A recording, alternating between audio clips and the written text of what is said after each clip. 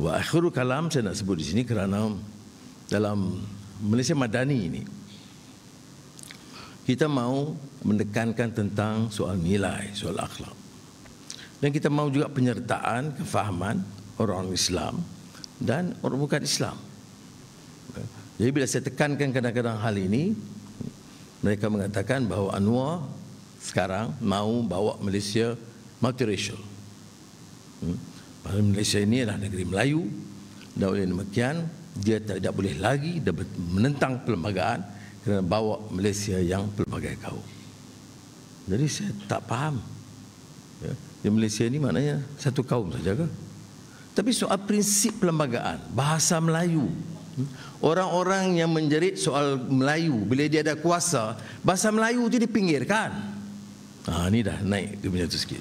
Ya, saya tahu saya dalam kerajaan lama nak pertahankan masuk Yayasan Karyawan, nak pertahankan bahasa Melayu, itu mereka tu paling tidak menyenanginya. Ya, termasuk yang bahasa Inggeris tu kelam kabut juga. Dah pertahankan. We must always know how to speak English, you know. Dekat itu je boleh. Ya. Saya di antaranya mewakili pandangan Firdaus ada itu ya, yang mau bahasa itu dimartabatkan sebagai bukan saja bahasa kebangsaan, tapi bahasa ilmu. Tapi saya juga percaya untuk generasi sekarang, dia bukan zero sum game. Saya pertahankan bahasa Melayu sebagai bahasa yang utama dan penting, dikuasai dengan baik sebagai bahasa ilmu. Tetapi bahasa Inggeris kekal ke bahasa penting yang harus dikuasai oleh anak-anak kita. Semua yang jerit kata ini kita, kadang-kadang anak-anaknya semua sekolah Inggeris, international school dan di luar negara semua. Balik di sini belajar sikit-sikit bahasa Melayu. Tetapi kalau bercakapnya berdegar-degar. Hidup Melayu sampai berdegar-degar Dewan. Jadi saya nak tekankan hal ini dalam Madani tidak lari daripada prinsip ini. Tentang Islam.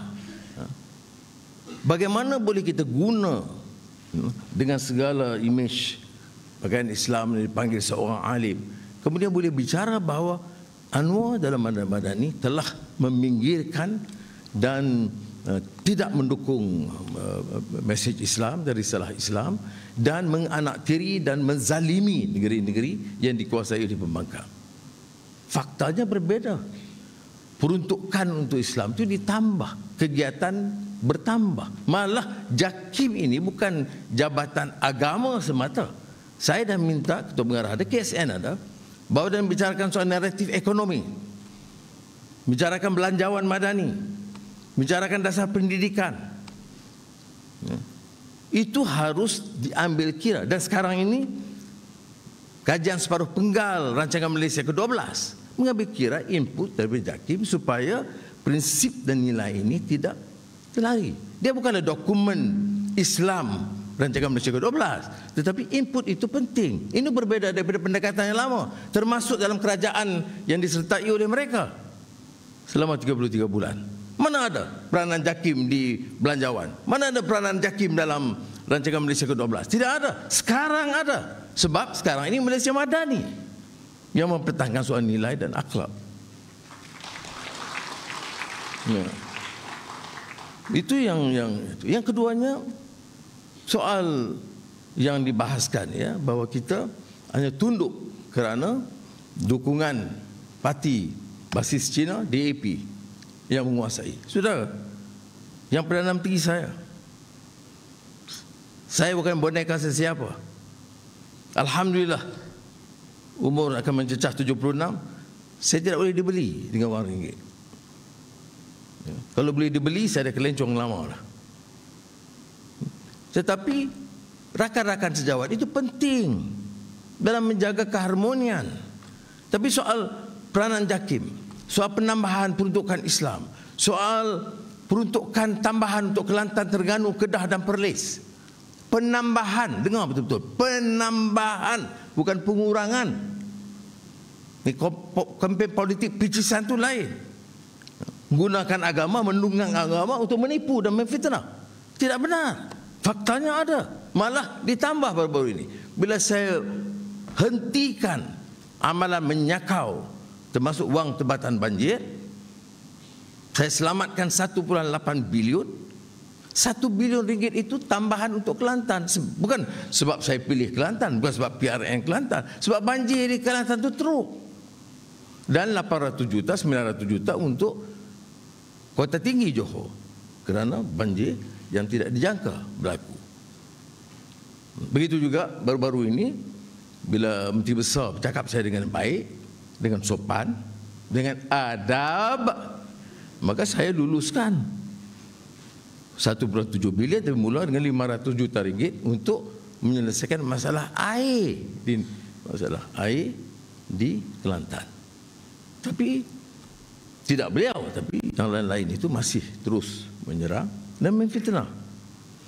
Ya. Jadi saya nak tekankan di sini, saudara, beri peluang kita teruskan selagi prinsip ini kita amalkan.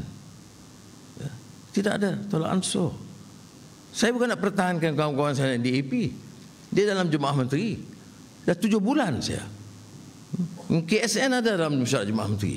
Belum sekali pun dia pertikai program untuk Melayu ke, untuk orang miskin ke, untuk Islam ke. Belum sekali dalam 7 bulan ini. Jadi saya tidak menghukum dia. Salahkan dia. Jadi kalau kamu gagal dulu, kamu pimpin berpuluh tahun, itu salah kamu, bukan salah pendukung kamu.